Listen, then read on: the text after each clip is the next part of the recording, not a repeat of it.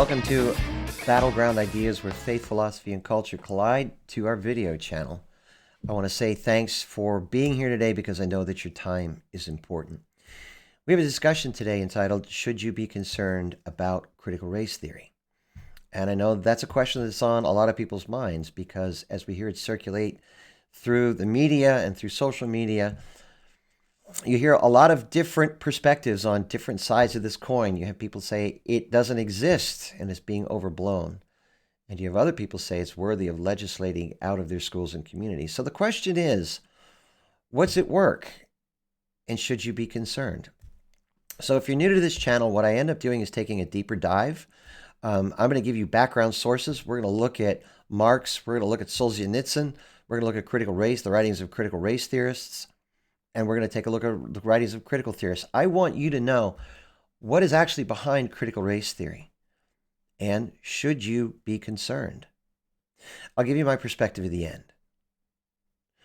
And along this journey, we're going to take a route that, as you're listening, I'm sure you're going to end up going 5 or 10 minutes in. Where are we going here? But trust me, follow along. When you have this information, when you have the original sources, it will make sense. And then you can choose and go from there. So let's begin. Critical race theory. Should you be concerned? Well, to start, we have to ask ourselves, what is critical race theory? Critical race theory, or CRT, it's a broad school of thought developed at Harvard University in the late 1980s. Critical race theory is born from critical theory, which is an advancement of Marxism. And in order to understand the implications and impact of critical race theory, you first have to understand Marxism. So let's begin. Marxism. Marxism is a theory of the causes of suffering and the possibilities of redeeming humanity from its effects. And it takes a very different approach from what many of us are typically familiar with coming from our Western capitalist society. So Marxism proposes that the suffering and redemption of the world depend on the systems and institutions of a society. Institutions that are built on systems of exploitation, oppression, and victimization are responsible for causing everything negative in a society. It would include death, war, famine, crime, addiction. Institutions that are built upon equity and fairness bring forth the end of all that is negative, and they usher in a utopia where peace reigns. So, peace and justice, suffering and exploitation, they're all in the hands of the systems of the institutions of society. And Marxism demands individual conformity to systems of equity to ensure social justice, and declares that those who participate in systems of exploitation and oppression guilty of murder and held fully responsible. So I'm going to read from Marx. And this comes from his preface to the contribution to the critique of a political economy. And this quote that was on the web doesn't use inclusive language. And he writes, in the social production that men carry on, they enter into definite relations that are indispensable and independent of their will.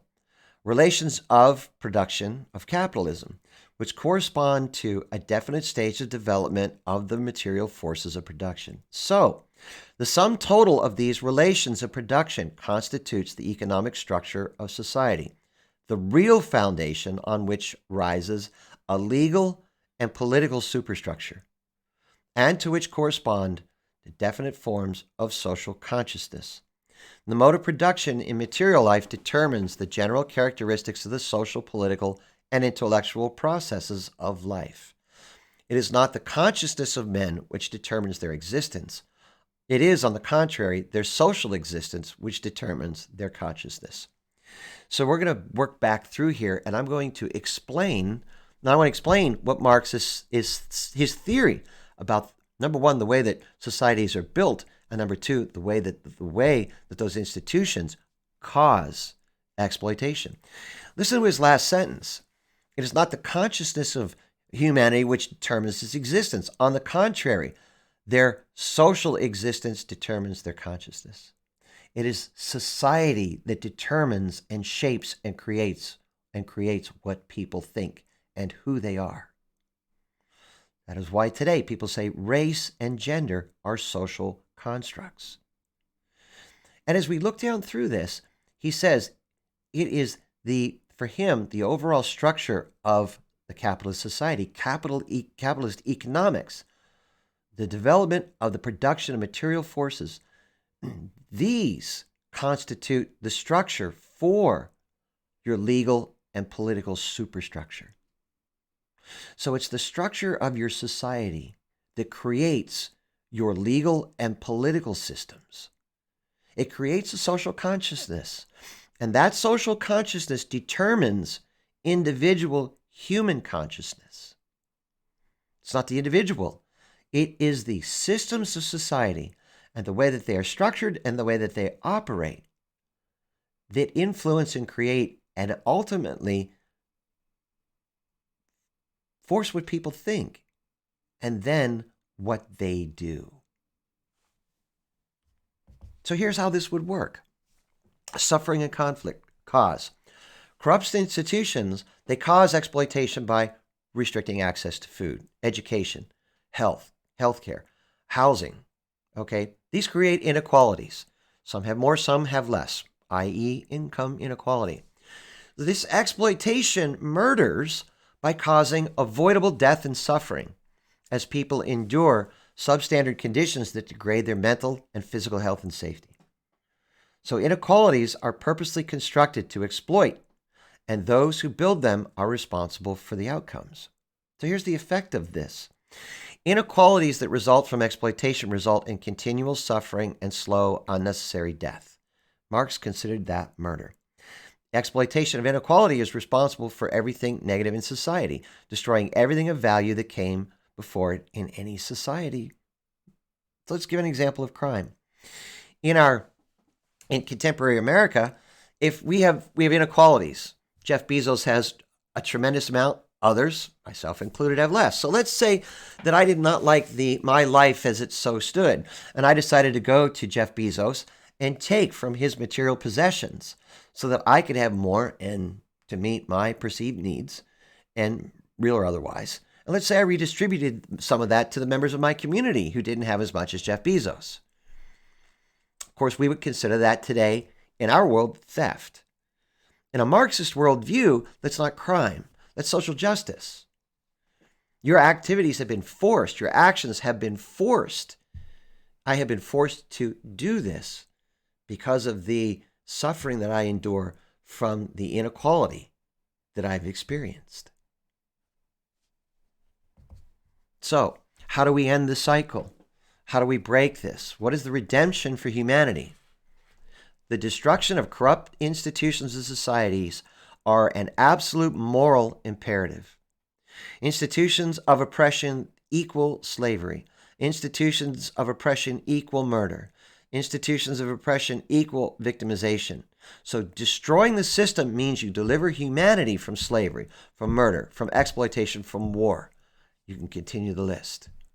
That is why destroying them is an absolute moral imperative and necessary for a just world. Redemption occurs when corrupt institutions are replaced with those that achieve equity or equality of outcome. Equity remedies inequalities that drive exploitation. If you ensure that everybody has similar outcomes, then you've restricted the ability for someone to gain more at the expense of someone else. Or in fact, if somebody has gained more, then the inequality is remedied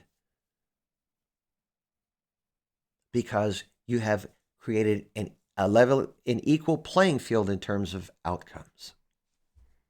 If you're able to end exploitation and bring forth equity, you will bring forth a utopia and a peaceful coexistence for humanity.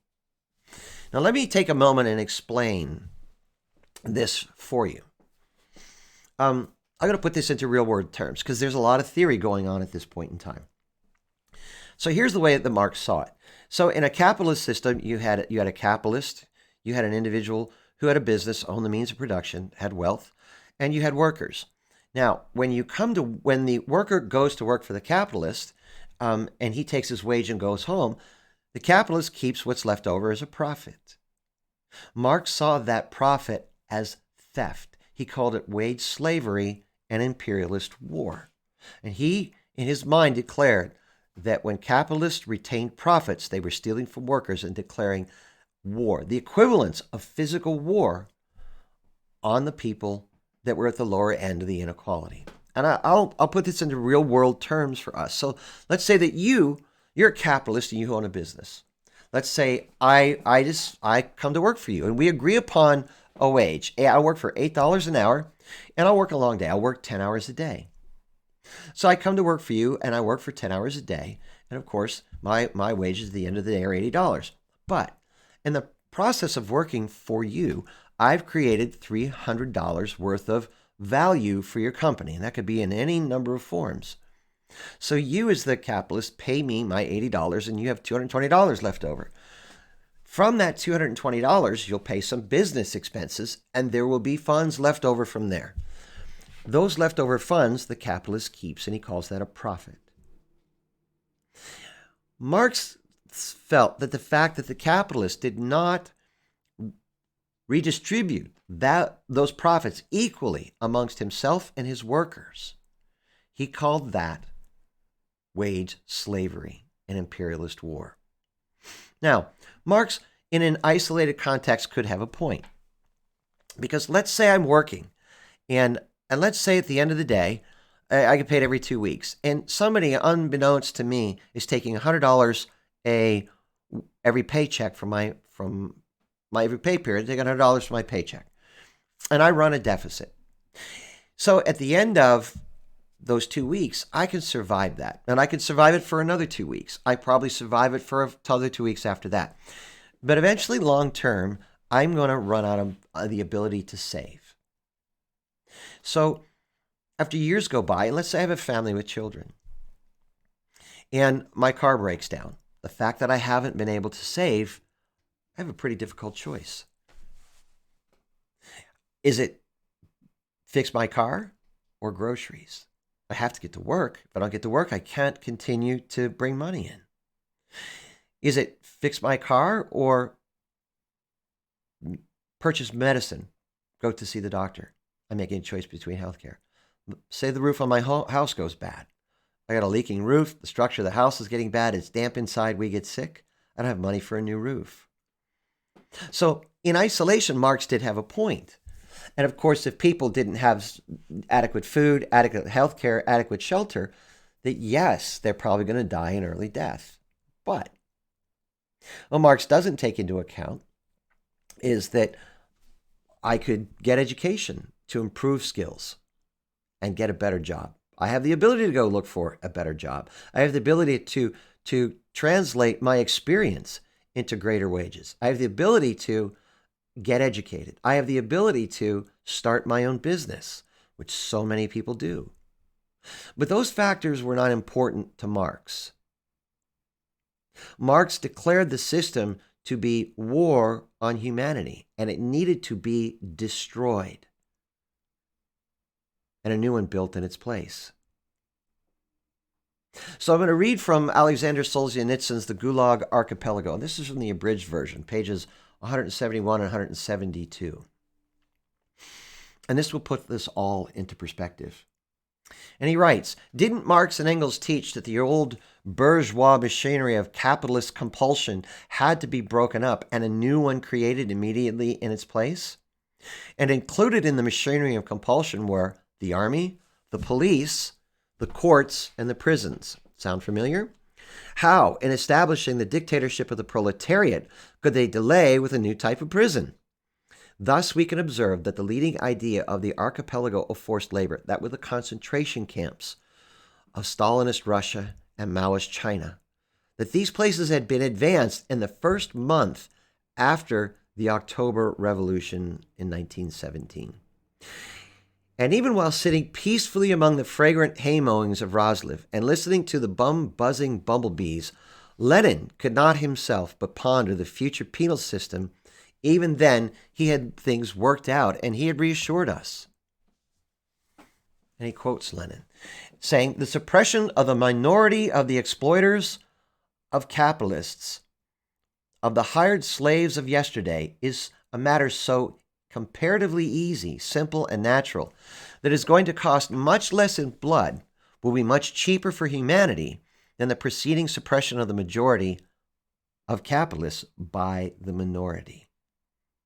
According to the estimates of the Emergé professor of statistics Kurganov, this, quote, comparatively easy, unquote, internal repression cost us, from the beginning of the October Revolution up to 1959, a total of 66 million.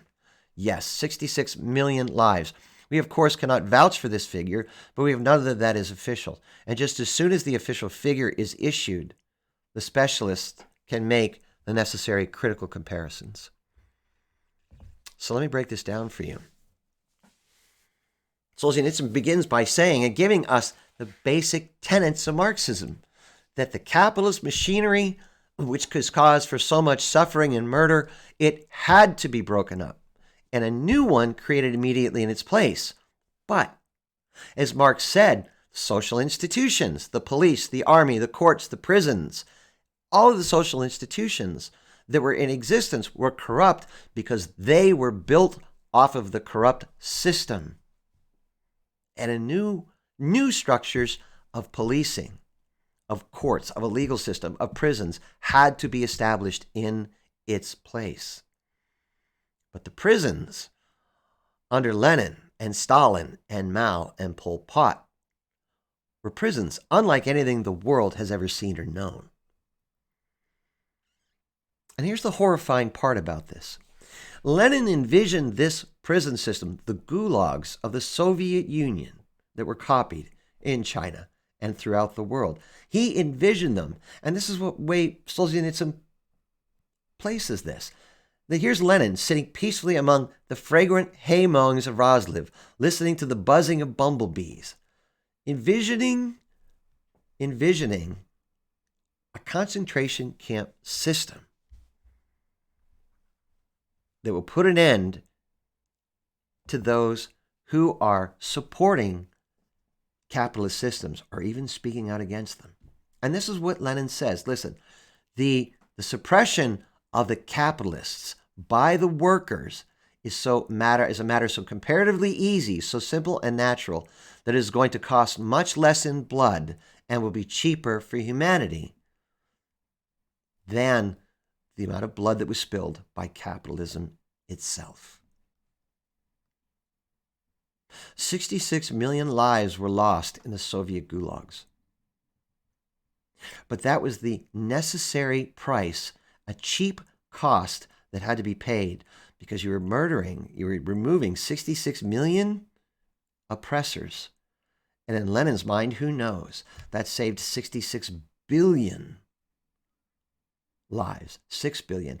What do we know? Incalculable amounts of suffering. And that these gulag and this penal system was an absolute necessity within the radical nature of Marxist revolution. And that, my friends, is what Marxism is. Well, let's move on. We're going to move to critical theory in our journey to critical race theory. So, how do we get to critical theory? How do we get to critical race theory? Well, Marxists read Marx, and they agreed with Marx. They agreed in total with Marx that capitalist systems and capitalist economics created this inordinate, incomprehensible amount of humanitarian crisis. But they didn't see that limited to capitalist economics, the relationship between workers and business owners, as to be the sole source of that.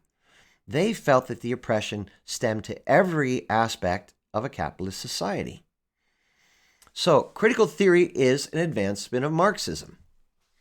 And critical theorists are very open about that. So, this development of Marxism came through the Frankfurt School. And critical theorists agreed with Marx that the institutions of society were responsible for exploitation, but the sources of exploitation were not limited to economics alone. Critical theorists saw exploitation happening within every level of every institution of society. Exploitation was so embedded that those who benefited could no longer see their exploitation. It was unrecognizable and completely normalized, such to the point that the oppressors called exploitation truth and could not see beyond their privileged advantage. Institutions that had embedded systemic exploitation were also beyond rehabilitation, and they must be broken up and they must be replaced. So this concept that it is the structures of society that drive the thoughts and the actions of humanity, and that corrupt institutions drove corrupt activities, but this stemmed to everything that society had to offer. This is from Georgy Lukács, and he's part of the Frankfurt School. And he said, I saw the revolutionary destruction of society as the one and only solution to the cultural contradictions of the epoch. Such a worldwide overturning of values cannot take place without the annihilation of the old values and the creations of new ones by the revolutionaries. This is Marxism. You destroy the foundations and corrupt institutions of a society, and there is no way forward except through their destruction. And they must be replaced with systems of their devising. So, I'm also going to read here. This is a course description for Philosophy 336 from Amherst College entitled Marx and Critical Theory. Now, I chose this because I want you to see how this filters down through universities and how these concepts are not esoteric. This interpretation of this reality is not some esoteric fringe understanding of individuals who don't like critical race theory or don't like Marxism or don't like critical theory. I have a bone to pick against it. Far from that. What I'm giving you is mainstream orthodox thought, particularly within academia, and now has made it into what we understand to be our culture. So here's the course description. A, quote, critical theory has a distinctive aim: to unmask ideology falsely justifying some form of social or economic oppression, to reveal it as an ideology, and in doing so contribute to the task of ending that oppression. And so a critical theory aims to provide a kind of enlightenment about social and economic life that is itself emancipatory. Persons come to realize that the oppression they are suffering as oppression, and once they realize it, they are thereby partly freed from it. Marx's critique of capitalist economic relations is arguably just this kind of critical theory. As participants in a capitalist market economy, we fall into thinking of the economy in terms of private property rights, free exchange, the laws of supply and demand, etc. And in doing so, we fall into a thinking of capitalist economic relations as justified, as how things should be. Marx argues that this way of thinking is nothing but ideology. It obscures, even from those persons who suffer them, the pervasive and destructive forms of alienation, powerlessness, and exploitation that, in Marx's view, define capitalist economic relations. So, any prospects for change or reform, or for Marx, revolution, requires first that people come to see capitalism for what it is, for they must first see the ways in which they themselves are alienated, powerless, and exploited before they can try to free themselves. Later, social theorists in what came to be known as the Frankfurt School, Horkheimer, Adorno, Marcuse, and Habermas, develop and refine this Marxian project of providing a critical theory of capitalist economics and social relations.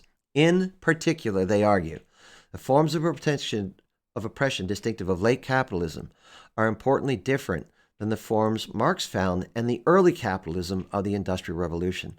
And so a critical theory about them must be different. It's a lot. Let me break this down. Okay? Critical theory understands that, and it's saying from the very outset of this, that ideologies are masked because they've been falsely justified as being normalized by those people who have benefited from the privilege for so long. Okay? And Marx's critique of capitalist economy is, in effect, critical theory. They're one and the same. What does all this mean? All this means that we need to take a new perspective on the oppression within capitalist societies, to look beyond the relationships of economics or economic Marxism, to begin to take a look at every strata within society, how it is formed, the systems of oppression that are embedded within that we cannot see, and figuring out what the revolution to overturn oppression and exploitation and to deliver humanity, what that looks like. And that becomes the role of critical theory, and that becomes the stated goal of critical theory. Which brings us now to critical race theory. So, we have to ask ourselves, what is critical race theory? Critical race theory uses the lens of critical theory. It takes a look at all of the structures and institutions of the complexity of our society and our culture. And it asks what levels and forms of exploitation and racism and racial oppression are happening within those systems. So it's taking a critical look, a Marxist view of the structure of society, but asking what is the dominant influence of racism, both in the construction of the institutions of society and the way it plays out in the day-to-day interactions. Now, critical theory is hard to pin down because critical theory is a broad yet loosely organized framework of legal analysis based on the concept that race is not grounded in biology or defined by physical features of distinct subgroups, but a socially constructed category that is used to oppress and exploit people of color.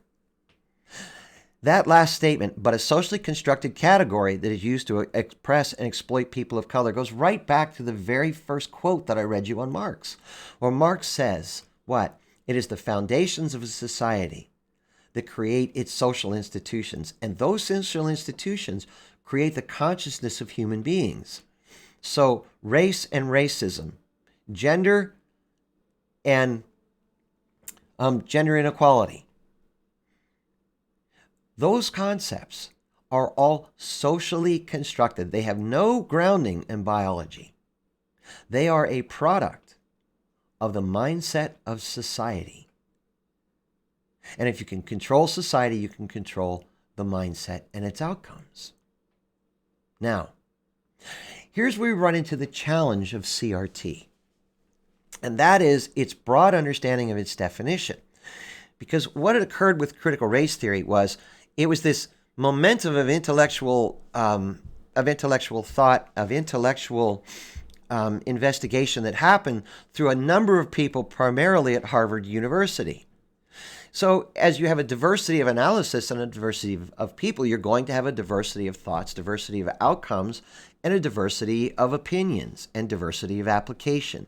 And that is precisely what we see in critical race theory. So let me give you some of the diversities of perspectives, and then we're going to take a look and kind of analyze these and ask ourselves what's at work here. The first definition of critical race theory I'm going to provide is, in fact, from Wikipedia. Now, I chose this. Before anybody out there rolls their eyes and fires off comments that this is ridiculous, no, it's not. And the reason is, if somebody wants to learn about critical race theory or anything, what's the first thing they do? They Google it. What's the first thing that crops up in Google? Wikipedia and a Wikipedia definition. So that's where we're going to start. Now, Wiki defines it as this. Of course, they're drawing from the writers of and the founding authors of critical race theory to arrive at this. Their definition: critical race theory is a cross-disciplinary intellectual and social movement of civil rights scholars and activists who seek to examine the intersection of race and law in the United States and to challenge mainstream American liberal approaches to racial justice.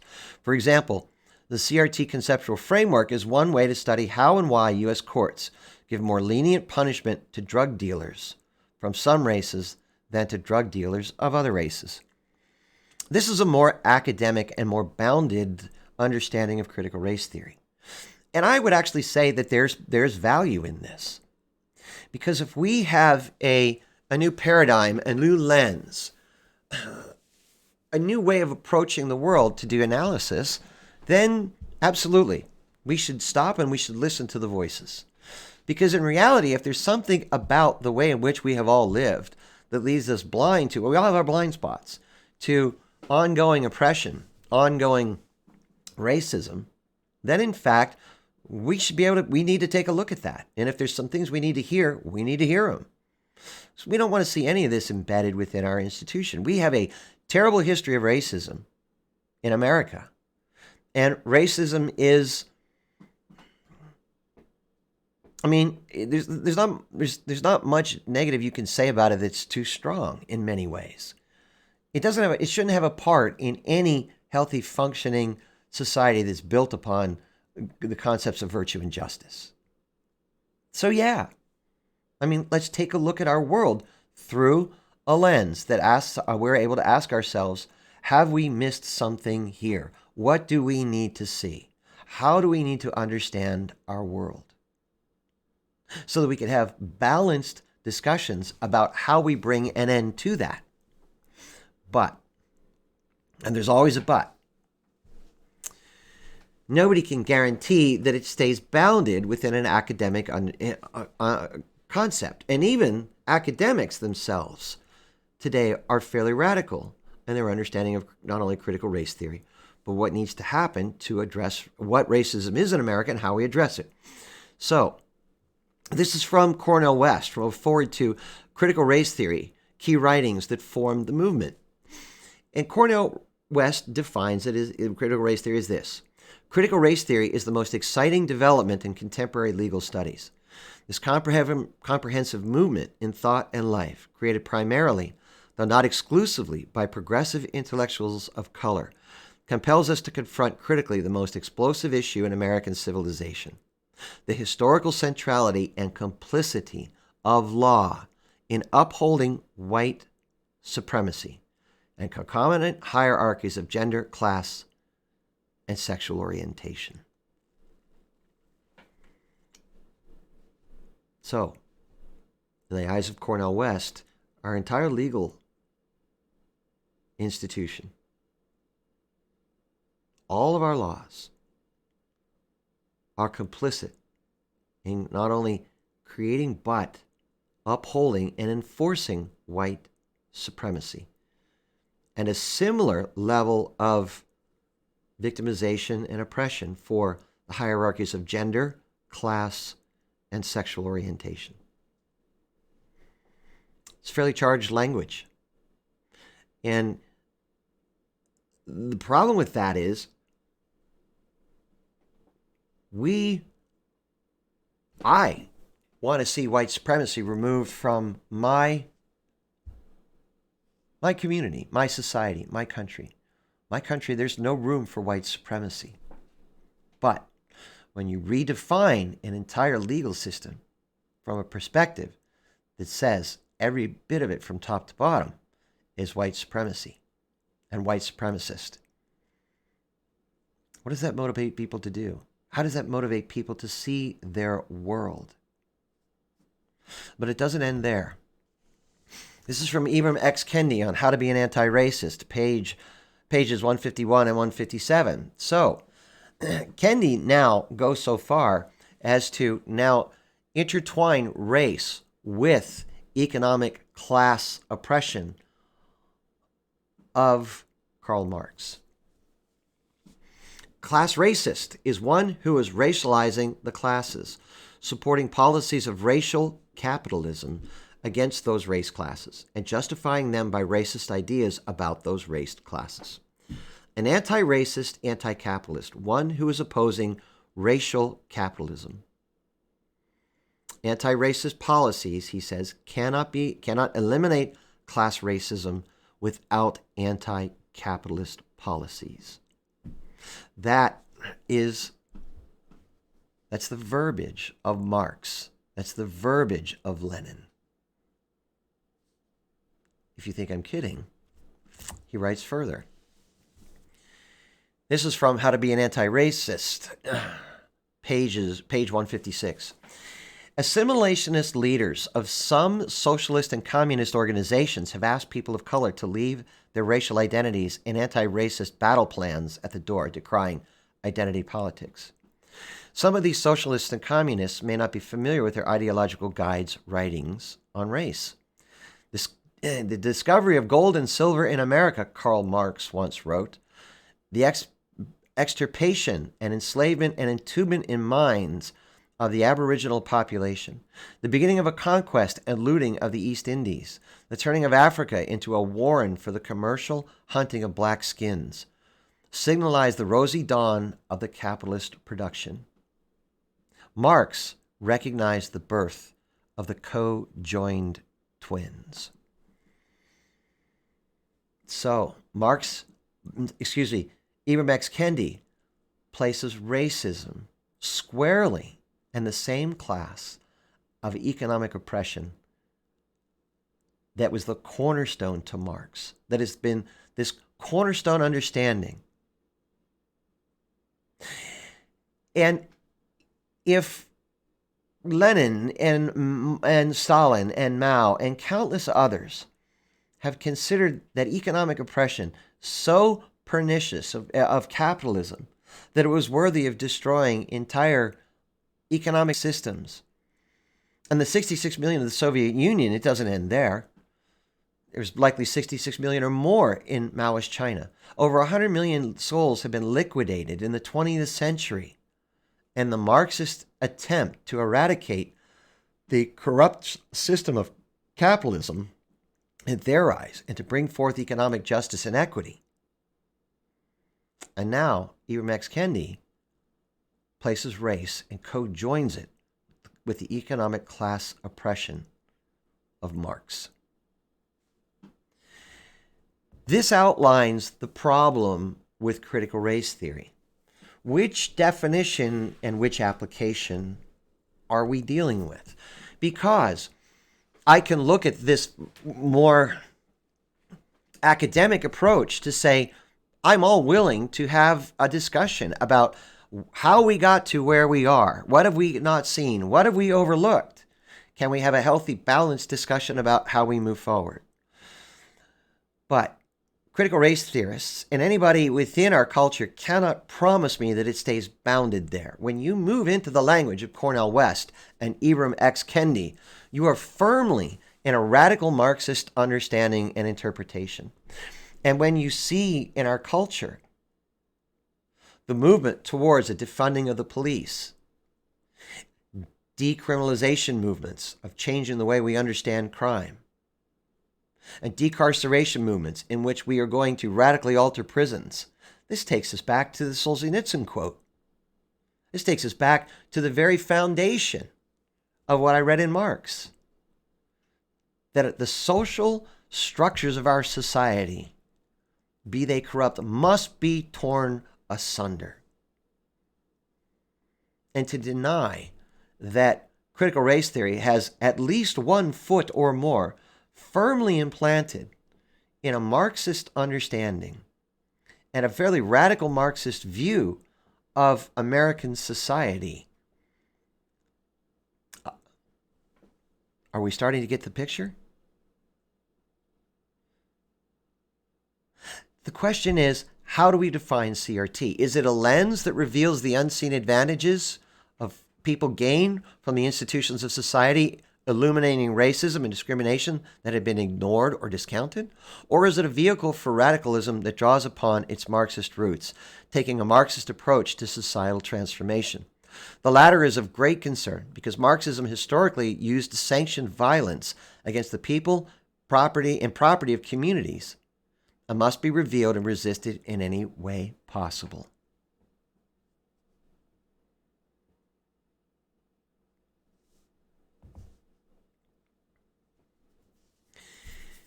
So, I think it's fairly safe to say what my position is on this. You know, as I said, I'm all for dialogue. I'm all for being challenged. I'm all for being shifted. But I cannot sit here and deny the historicity